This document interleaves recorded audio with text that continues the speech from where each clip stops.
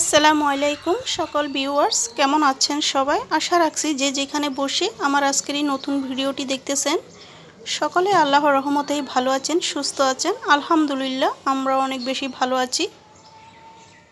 আজ আবারও চলে এসেছি অনেকদিন পর ছোট্ট একটি ভিডিও নিয়ে। আশা করি ভালো লাগবে। আজ একটি মজার রেসিপি আপনাদের মাঝে শেয়ার করব।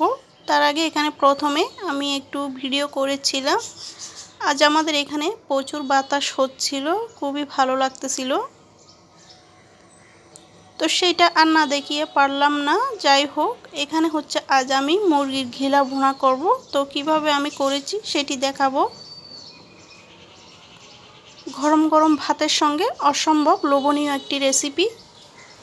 এখানে আমি মুরগির ঘিলাগুলো পরিষ্কার করে কেটে কুটে ভালো করে নিয়ে নিয়েছি। এবার হচ্ছে আমি রান্না করে নিব। তার জন্য এখানে আমি আদা রসুন বাটা, পেঁয়াজ, টমেটো, কাঁচামরিচ এই উপকরণগুলো নিয়ে নিয়েছি। এখন চুলায় একটি পাতিল বসিয়ে দিয়েছি। দিয়ে দিলাম পরিমাণ মতন তেল রান্নার। তারপরে আমি দিয়ে দিব পেঁয়াজ কুচি। এখানে আমি বড় সাইজের একটি পেঁয়াজ নিয়ে নিয়েছি। এই মুরগির ঘিলাটি এভাবে করে ভুনা করলে একদম সবাই খুব পছন্দ করবে। আর গরম গরম ভাতের সঙ্গে দুপুরে তো অসম্ভব ভালো লাগে। এবার হচ্ছে আমি পেঁয়াজটাকে একটু ভেজে নিচ্ছি, হালকা কালার করে ভেজে নিব। রেসিপিটি যদি আপনাদের কাছে কোনো অংশে ভালো লাগে একটা লাইক করে দিবেন। চ্যানেলে যদি নতুন এসে থাকেন চ্যানেলটাকে একটু সাবস্ক্রাইব করে দিবেন। পেঁয়াজটাকে ভেজে নেবার পরে এখানে আমি দিয়ে দিলাম আদা বাটা, এরপর দিয়ে দিচ্ছি রসুন বাটা। এবার হচ্ছে আমি আবার একটু ভেজে নিচ্ছি তেলের মধ্যে। কয়েক সেকেন্ডের মতন ভেজে নেবার পরে এবার বাকি উপকরণগুলো এর মধ্যে অ্যাড করে দিব।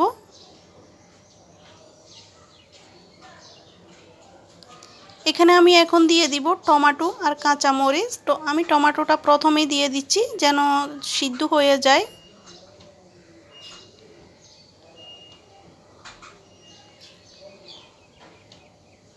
এবার হচ্ছে আমি মরিচ, হলুদ, মশলাপাতি এগুলো অ্যাড করে দিব। এখানে আমি দিয়ে দিচ্ছি মরিচ গুঁড়া, তারপরে দিব হলুদ গুঁড়া।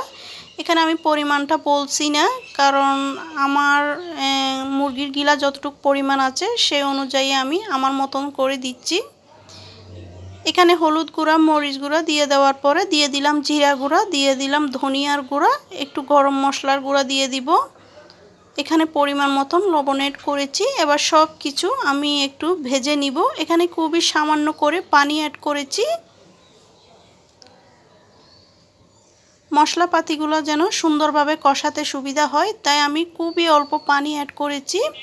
এবার হচ্ছে সব উপকরণ আমি নেড়ে চেড়ে তারপর হচ্ছে এখন ঢাকনা দিয়ে কষিয়ে নিব। 7-8 মিনিটের মতন কষিয়ে নিব আমি এগুলো ভালো করে।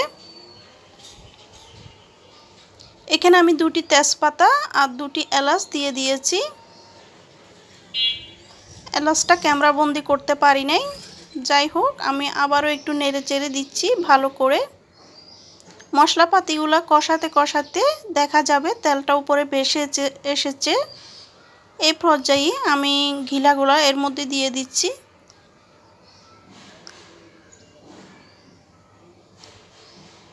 দিয়ে দেওয়ার পরে আমি আবারও খুব সুন্দর করে সব কিছু মশলাপাতির সঙ্গে মিশিয়ে নিব।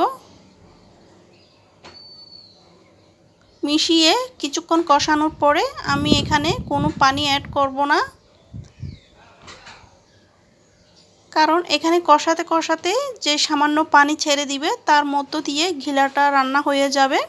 যেহেতু আমি এটা একদম ভুনা ভুনা করব, তাই এখানে পানি দেওয়ার কোনো প্রয়োজন নেই। এখান থেকে সামান্য পানি বের হবে, তার মধ্য দিয়ে ঘিলাটাও রান্না হয়ে যাবে, অর্থাৎ ভুনা করা হয়ে যাবে। এটা আপনারা চাইলে একটু ঝাল ঝাল করেও ভুনা করতে পারেন, যারা ঝাল খেতে পছন্দ করেন। এখন আমি আবারও একটু উপরে গরম মশলা অ্যাড করে দিচ্ছি। আবারও খুব ভালো করে সব কিছু নেড়ে চেড়ে ঢাকনা দিয়ে রান্নাটি করে নিব। রান্না হওয়ার পরে দেখাবো কেমন হয়েছে। দেখুন কতটা পানি ছেড়ে দিয়েছে। এখানে কিন্তু আমি পানি দিই নাই।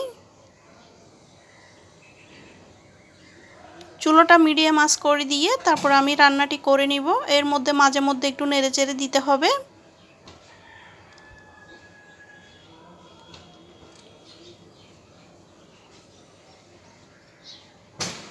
এখন হচ্ছে ঢাকনা দিয়ে রান্না করে নিব।